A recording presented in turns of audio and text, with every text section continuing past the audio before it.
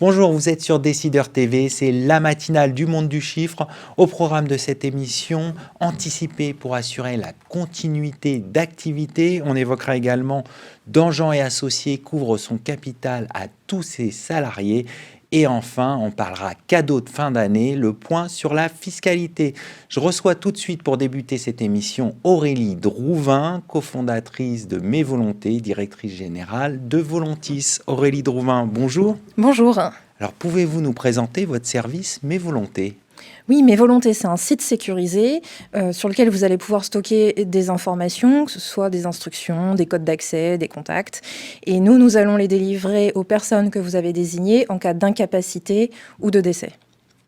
En fait, l'idée de Mes Volontés, vous évoquiez la continuité d'activité, c'est vraiment né comme ça. Au moment du Covid, mon mari, qui est consultant, qui travaille en indépendant, je lui ai demandé si tu pars 3 semaines en réanimation, que tu ne peux plus parler, qu'est-ce qui se passe ? Moi, j'ai pas toutes les informations sur ton entreprise. Comment je préviens tes clients ? Est-ce que le contact de ton banquier, ton assureur, quels sont les gestes de premier secours en attendant que tu sors de l'hôpital, que tu te remettes sur pied et que tu reprennes, puisque ça peut très bien se passer. On ne pense pas forcément au décès, évidemment, mais on peut avoir un accident ou un problème grave, brutal, mais momentané. Et pendant ce temps-là, en fait, qu'est-ce qui se passe pour la société ? C'est comme ça qu'on a travaillé le service. Concrètement, comment ça marche ? En fait, vous ouvrez un compte, vous allez sur mesvolontés.net, créer un compte, on vous demande vos coordonnées. Et là, en fait, c'est très guidé. Il y a plusieurs onglets, tout ce qui est fin de vie, mais aussi des accès personnels, c'est-à-dire mes réseaux sociaux, des codes d'accès, mon téléphone, ma boîte mail, mon ordinateur, mais ça peut aussi être la porte d'accès du garage, des choses un peu plus concrètes. Je peux aussi indiquer si j'ai des crypto-monnaies, une assurance vie, indiquer les bénéficiaires des assurances vie, ce genre de choses, des informations très concrètes en fait.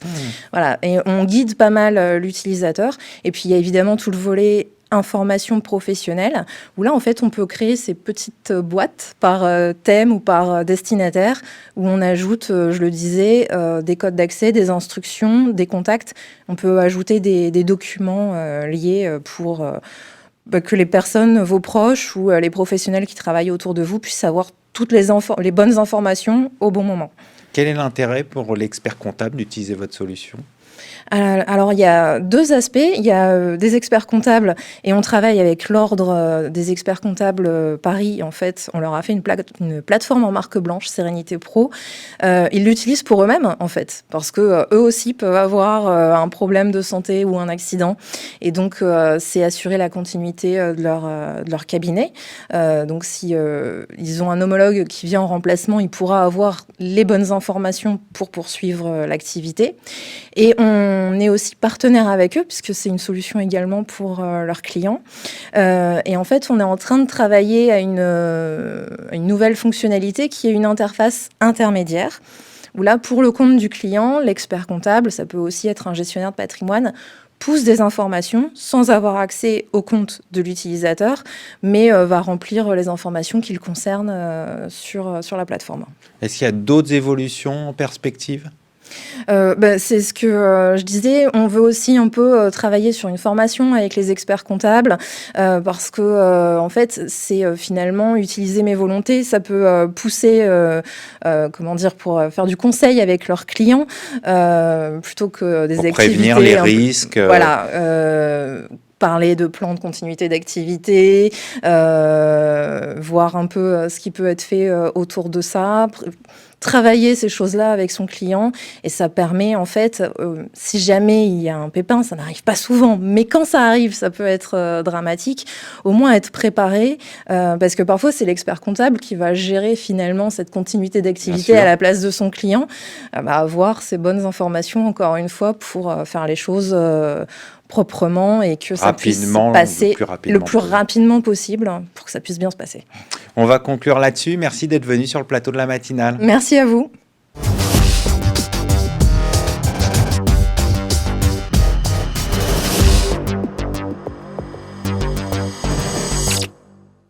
Vous êtes toujours sur Décideur TV, c'est la matinale et je reçois Thierry Dangean, président fondateur de Dangean et Associés, pour parler de la décision d'ouvrir son capital à l'ensemble de ses collaborateurs. Thierry Dangean, bonjour. Bonjour. Alors pourquoi cette décision d'ouvrir votre capital à tous les salariés ? C'est une conviction personnelle que j'avais depuis plusieurs années, quasiment dès la création de Dangean Associés. Après, pour pouvoir ouvrir son capital, il faut que la société ait une certaine grandeur. Donc, j'ai été obligé d'attendre un petit peu en fonction du développement de la société. Et aujourd'hui, je pense que la société est définitivement mature et prête à ouvrir le capital. Donc, ça répond essentiellement à une conviction personnelle qui est un peu à la mode maintenant, puisqu'on parle de plus en plus de partage de la valeur, mais c'est simplement une coïncidence. Alors, comment ont réagi vos collaborateurs ? Très bien, parce qu'il y a beaucoup de collaborateurs chez Dangean Associés qui sont fidèles, des collaboratrices également qui sont là depuis plusieurs années, donc ils connaissent très bien la société et ils ont répondu avec beaucoup d'adhésion à ce projet qui, mais encore une fois, c'était pas le point de départ, mais projet qui a plusieurs intérêts. La première, c'est que ça fidélise les collaboratrices et les collaborateurs. Le deuxième, c'est que ça attire des nouveaux talents. Aujourd'hui, chaque fois qu'on embauche, on offre des actions Dangean Associés aux nouvelles recrues.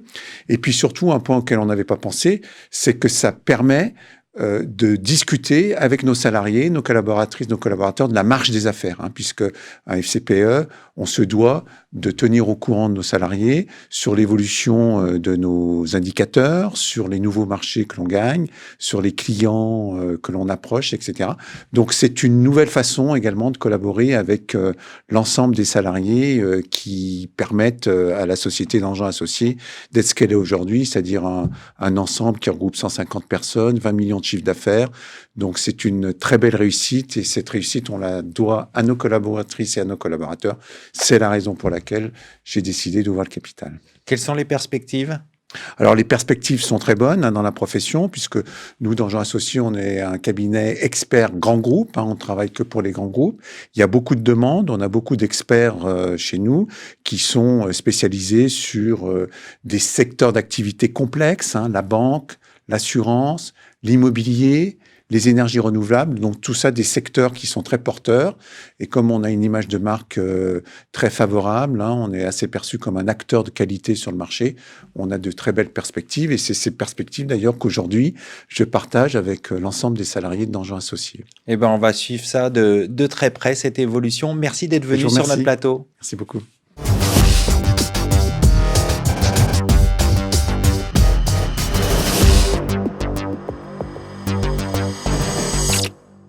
On continue cette matinale du monde du chiffre. Je suis en compagnie de Vital Saint-Marc, associé de RSM, et on va parler du régime fiscal des cadeaux de fin d'année. Vital, bonjour. Bonjour. Alors, quel est le régime fiscal des cadeaux de fin d'année ? Alors d'abord, il faut comprendre qu'un cadeau, c'est quelque chose, dans l'acception générale, que l'on remet à quelqu'un pour le faire plaisir. Généralement, l'occasion d'un événement heureux ou d'une fête. L'administration fiscale, comme le juge de l'impôt, a été amené à se prononcer sur la notion de cadeau et à retirer deux principes. Le premier, c'est que le cadeau, pour celui qui l'offre, doit avoir un intérêt direct pour lui. Et un deuxième principe, c'est que ce cadeau doit avoir un prix en adéquation avec la chose attendue. L'intérêt direct. Qu'en est-il des chèques cadeaux ? C'est la même chose. On va dire que la différence entre le cadeau et le chèque, c'est que le cadeau, c'est déjà ce que l'on va offrir, une bouteille de vin, par exemple, une montre. Alors que le chèque cadeau, on offre quelque chose que le bénéficiaire va pouvoir aller utiliser. On ne connaît pas exactement ce que l'on a offert, mais le principe reste le même. Il faut qu'il y ait donc un prix raisonnable et un intérêt direct entre le chèque cadeau et puis l'avantage que l'on entend en tirer. Et s'agissant des présents d'usage, quel est le régime fiscal ? Alors, c'est un petit peu différent. Donc, le présent d'usage, c'est pas donné dans le cadre des affaires, mais c'est donné dans le cadre des relations familiales. Alors, on distingue le présent d'usage du don, d'accord, et de la libéralité. La libéralité, c'est quelque chose que je donne sans rien attendre en retour. C'est par exemple la pièce que je peux donner à quelqu'un qui aurait faim dans la rue. Le don, c'est quelque chose que je donne en me dessaisissant. Et en me dessaisissant, ça veut dire que je vais affaiblir ma fortune. Donc là, il va y avoir une taxation sur les droits de donation. Le présent d'usage est entre les deux. C'est quelque chose que je donne, mais Dans le cadre d'une fête, il faut d'abord qu'il y ait un élément qui me permet de le donner. C'est la fête, c'est un élément religieux. Hein.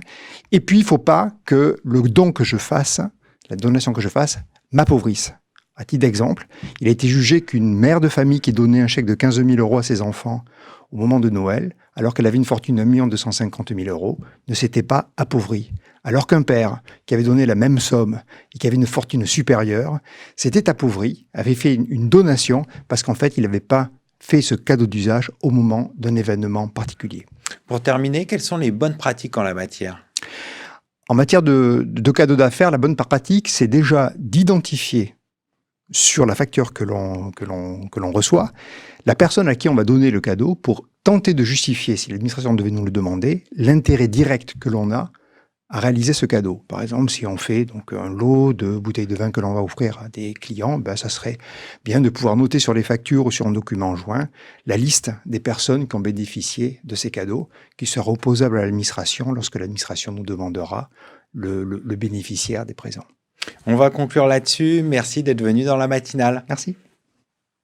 C'est le moment de conclure cette émission. C'était la dernière de l'année. Il me reste à remercier Fabien à la réalisation, Pascal pour la préparation des émissions. Et moi, je vous retrouve l'année prochaine pour la matinale sur Décideur TV.